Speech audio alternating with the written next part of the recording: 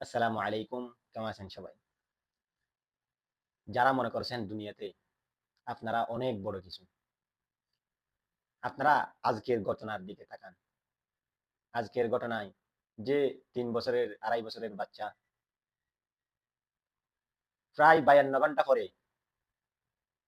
উদ্ধার হয়েছে জীবিত।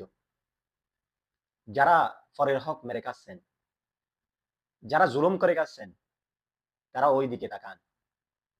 উপরে আল্লাহ একজন রইছে, বিচার হবে সেটা একদিন। যারা সাধারণ জনগণকে জুলুম করতেছেন, যারা টাকার পাওয়ার খাটাচ্ছেন।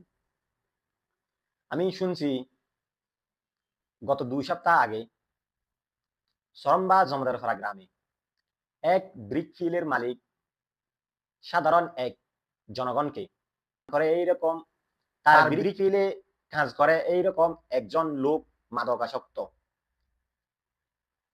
সো সাধারণ জনগণ সে তাকে বাধা দিয়েছিল। সেই সময় ওই ব্রিক ফিলের মালিক ওই সাধারণ জনগণকে দোকানে অনেক জনের সামনে পিটিয়েছে। আমি কারো নাম বলবো না।